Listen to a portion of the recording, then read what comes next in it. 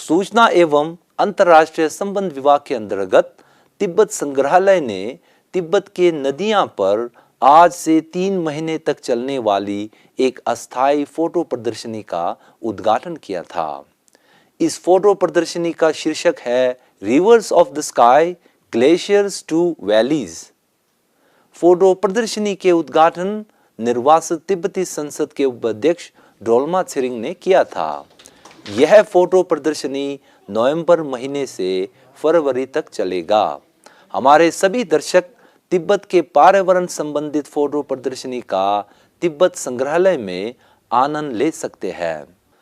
इस फोटो प्रदर्शनी के संबंध में तिब्बत संग्रहालय के निर्देशक तेंजिन तोप्तेन का यह कहना है कि हमने जो ये एग्जीबिशन जो स्टार्ट किया है वो सिर्फ तिब्बती के लोगों के लिए नहीं, पूरा साउथ ईस्ट एशिया, मैं कहता हूँ कि पूरा दुनिया के लिए ये बहुत ही इम्पोर्टेंट है। बिकॉज कि हमारे हर साल जो है COP29 आज इस बार शुरू होने वाला है, उसमें भी अभी 30 साल हो गया है, फिर भी तिब्बत के बारे में, तिब्बत के एनवायरनमेंट के बारे में क्या बोलते हैं बोलचाल बहुत कम है।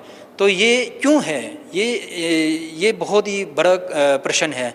तो इसके कारण जो है हमने जो अभी इधर प्रदर्शन कर रखा है वो तिब्बत के अंदर के जो रिवर्स है उसके बारे में, उसके ऊपर चाइना क्या क्या कर रहा है उसके बारे में है। तो मैं चाहता हूँ कि इस माध्यम के द्वार से जितना भी इंडियन निवासी और हमारे तिब्बत का फ्रेंड्स सब जो है इधर आके और इसको जो है समझ ले, इसको जो है पूरा दुनिया में प्रचार करे।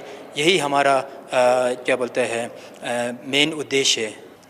और हमारे अभी जो ये एग्ज़िबिशन है इसमें एक चीज़ जो है, जो हमारे फ्रेंड्स है वो विदेश में भी है बहुत सारे, तो वो लोग जो है हमारे अभी ऑनलाइन हमने एक इंटरेक्टिव बनाया। उसमें जो है अब तिब्बत के 7 महान नदियों, जैसे वेस्ट में हमारा सतलज है, इंदस है, ब्रह्मपुत्र है, और हमारे ईस्ट में जो है ये येलो, यांगत्से, मेकोंग, साल्विन, ये 7 नदियों के बारे में आप इंटरेक्टिव के दौरान जो है उसको समझ सकते हो, उसको जो है लाभ उठा सकते हो। और हमारा इंटरेक्टिव का जो वेबसाइट है वो tibetmuseum.org/rivers of the sky ये है। तो उसको आप देखोगे तो आपको जो है पूरा नदी के बारे में थोड़ा सा आपको जो है विज्ञान मिलेंगे।